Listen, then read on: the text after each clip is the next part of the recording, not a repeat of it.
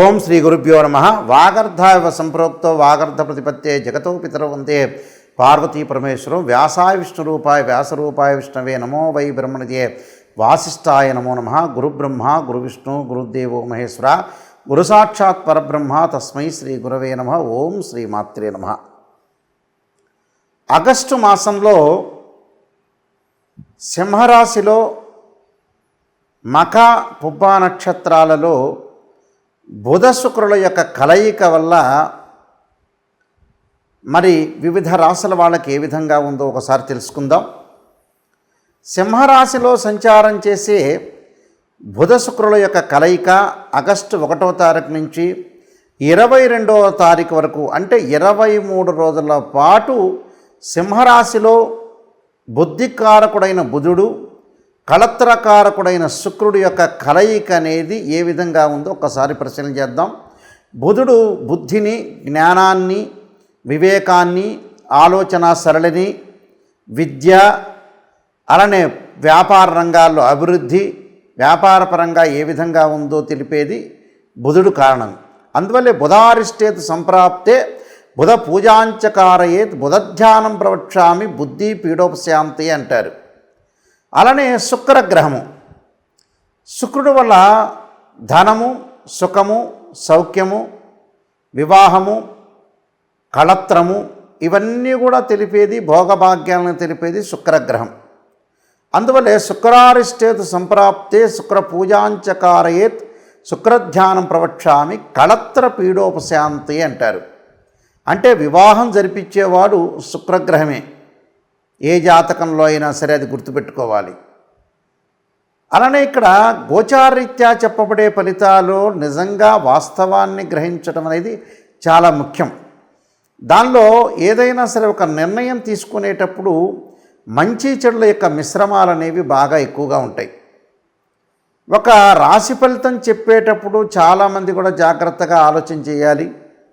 దానిలో మంచి ఉంటుంది, చెడు ఉంటుంది. కేవలం మంచి చెప్పటమే కాదు, చెడు వల్ల కూడా మనకు ప్రయోజనాలు కలిగే అవకాశాలు ఎక్కువ ఉంటాయి. అంటే ఒక ప్రమాదం జరుగుతుంది అని మనం చెప్పేటప్పుడు మనం ఆ ప్రమాదాన్ని నివారించగలగటం అనేది మన చేతుల్లో ఉండే అవకాశం ఉంటుంది. భగవంతుడి యొక్క ఆరాధన వల్ల కూడా మనకు మంచి జరుగుతుంది. అంటే this is the transit system అంటారు. అంటే గోచారరీత్యా చెప్పబడేవి బర్త్ చార్ట్కి గోచారానికి చాలా తేడా ఉంటుంది. అదొకటి లాట్ ఆఫ్ డిఫరెన్స్ అనేది ఉంటుంది. కాబట్టి మీరు ప్రతి ఒక్క ప్రేక్షకులు కూడా మీరు గమనించాలి. నిజాన్ని తెలుసుకోవడం అనేది చాలా ఇంపార్టెంట్. నిజం అనేది నిప్పు లాంటిది. అయితే శుక్రగ్రహము ఏ రాశి నుంచి బాగుంటుంది, ఏ రాశి నుంచి బాగలేదో ముందుగా చూస్తే శుక్రుడు 1, 2, 4, 5, 8, 9, 11 స్థానాల్లో సుఫలితాన్ని ఇస్తాడని మనకి గోచారం తెలుపుతుంది. అంటే వాళ్ళ రాశి నుంచి మనం క్యాలిక్యులేట్ చేసుకుంటే అంటే జన్మస్థానం కానీ, ద్వితీయ స్థానం కానీ, చతుర్థ స్థానం కానీ, పంచమ స్థానం కానీ, అష్టమ స్థానం కానీ, అలానే భాగ్యస్థానం కానీ లాభస్థానంలో ఉంటే సుఫలితాన్ని ఇస్తాడు. మిగతా వాటిల్లో ఉంటే చెడు ఫలితాలను ఇచ్చే అవకాశం అనేది ఒకటి ఉంటుందని మనకి తెలుస్తుంది. అలాగే బుధగ్రహము 2 అంటే ఆ రాశి నుంచి 2, 4, 6, 11 స్థానాల్లో ఉంటే సుఫలితాన్ని ఇస్తాడు. అంటే ద్వితీయంలో, చతుర్థంలో, షష్టమంలో, లాభంలో ఉంటే మాత్రమే శుభాన్ని ఇస్తాడు. మిగతా స్థానాల్లో మిశ్రమైన ఫలితాలు, మిగతా స్థానాల్లో చెడు ఫలితాలు ఇచ్చే అవకాశాలు ఖచ్చితంగా ఉంటాయి.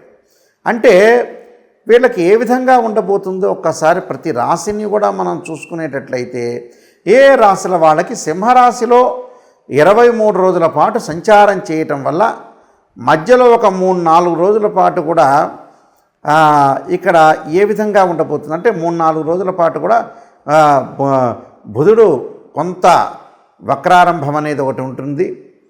అలానే ఈ జాతకపరంగా ఈ గోచారరీత్యా ఏ విధంగా ఉండబోతుందో ఒకసారి మనం పరిశీలన చేసుకోవాలి. చేసుకుంటే ప్రతి రాశి యొక్క విషయాన్ని మనం కూలంకషంగా తెలుసుకున్నట్టుగా అవుతాం. కాబట్టి ఇవన్నీ కూడా మనం తెలుసుకొని ముందుకు వెళ్తే దాని యొక్క పరిహారాలు చేసుకొని మనం ముందుకు వెళ్ళామనుకోండి మీకు మంచి జరిగే అవకాశం అనేది ఖచ్చితంగా ఉంటుంది.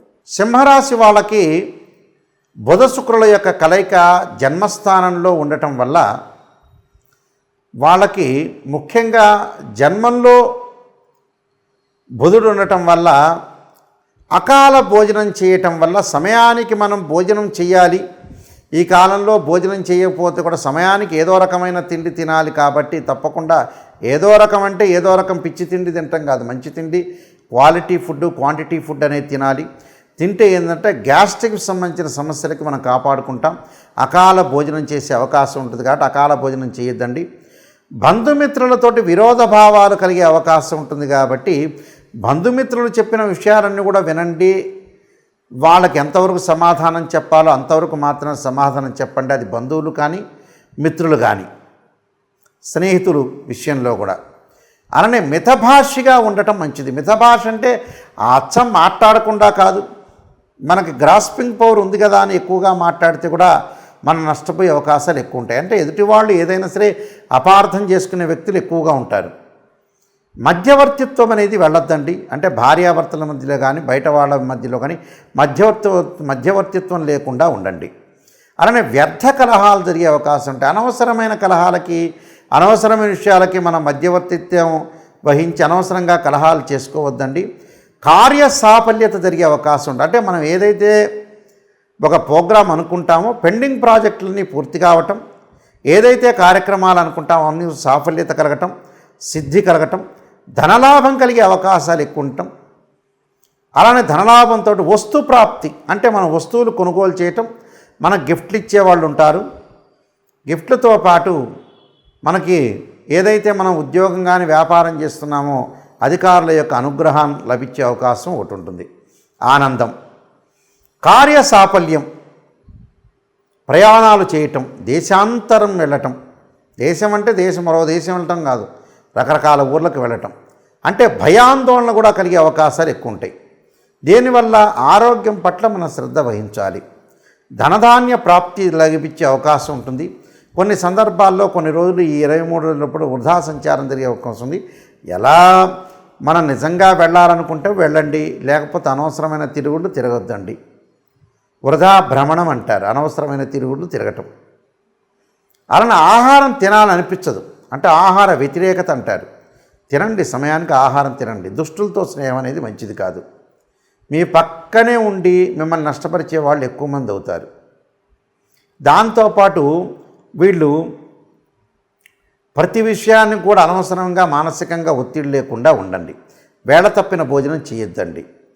అలానే చదువు పట్ల శ్రద్ధ పెట్టండి. విద్యార్థులు వేరే వ్యాపకాన్ని తగ్గించుకొని ముందుకు వెళ్ళండి. వీళ్ళకి ధనలాభం కలుగుతుంది, ఉద్యోగ ప్రాప్తి కలుగుతుంది, ఉద్యోగపరంగా అనుకూలంగా ఉంటుంది. అలానే వ్యాపారపరంగా కూడా కొంత అనుకూలంగా ఉండే అవకాశాలు, అంటే వృత్తి పట్ల ఉద్యోగ వాటిలో అనుకూలంగా ఉంటుంది. పని పట్ల ఉత్సాహం లభిస్తుంది. రుణబాధలు తగ్గించుకునే అవకాశాలు కూడా బాగా ఎక్కువగా ఉంటాయి. స్త్రీలకి తోటి స్త్రీలతోటి కానీ వాళ్ళ బంధువుల్లో కానీ కొంత మాట్లాడటం అనేది తగ్గించడం అనేది మంచిది. దానివల్ల వాళ్ళకి గొడవలు తగాదాలు రాకుండా ఉండే అవకాశాలు ఎక్కువగా ఉంటాయి. కోర్టు సమస్యలు కొంత పెండింగ్లో ఉండే అవకాశాలు ఎక్కువ ఉంటాయి. కాబట్టి కోర్టు సమస్యల గురించి ఆలోచన చేయకుండా పోలీస్ స్టేషన్లు, కోర్టు సమస్యల విషయంలో కూడా కొంత శ్రద్ధ పెట్టడం అనేది చాలా మంచిది. నేను చెప్పిన పరిహారాలన్నీ కూడా చేసుకోండి, మీకు మంచి సుఫలితాలు జరిగే అవకాశం ఖచ్చితంగా ఉంటుంది. అయితే ఈ రాశి వాళ్ళందరూ కూడా నేను చెప్పినట్టుగా కొన్ని ప్రత్యేకంగా శాస్త్రీయ పదంలో ఉండే రెమెడీస్ మాత్రమే పాటించడం ఎప్పుడు కూడా మంచిదే. అశాస్త్రీయంలో ఉండే ఏదైతే రెమెడీస్ వల్ల పెద్దగా అనుకూలంగా ఉండదు. అది ఎలాంటి అనుకూలం చెందుతుందో మనం చాలా జాగ్రత్తగా గమనించి ముందుకు వెళ్ళాలి. శాస్త్రీయ పదంలో ఉండే స్తోత్ర పారాయణాలు కానీ ఏ వారం ఏమి చేయాలనేది చూడాలి. ఈ రాశి వాళ్ళందరూ కూడా నేను చెప్పినట్టుగా మనకి 23 రోజుల పాటు బుధ శుక్రుల యొక్క కలయిక వల్ల మనం మంచి జరగాలని ఆశించాలి. చెడు ఫలితాలను నివారించడానికి స్తోత్ర పారాయణ చేయాలి. అంటే కనీసం మనం ఒకరోజు ఒక 10 నిమిషాలు భగవంతుడు కేటాయించాలి. ప్రతిరోజు కూడా మనం ఆఫీస్కి వెళ్ళేటప్పుడు కానీ, ఒక వ్యాపారం చేసేటప్పుడు కానీ, అందరూ కూడా ఒక రాజకీయ నాయకులే కాదు, సినిమా యాక్టర్సే కాదు, చిరు వ్యాపారులు ఉండొచ్చు, పెద్ద పారిశ్రామికవేత్తలు ఉండొచ్చు, గవర్నమెంట్ ఎంప్లాయీలు ఆర్ ప్రైవేట్ సెక్టార్లో ఉండే ఎంప్లాయీస్ ఉండొచ్చు. అది ఏ విధంగా చేయాలి? ప్రతిరోజు కూడా మనం చెప్పినట్టుగా అంటే 23 రోజుల కాలంలో సోమవారం రోజున ప్రత్యేకంగా ఆదిశంకరాచార్య విరచితమైన శ్రీ కనకధారా స్తోత్ర పారాయణం చేయాలి.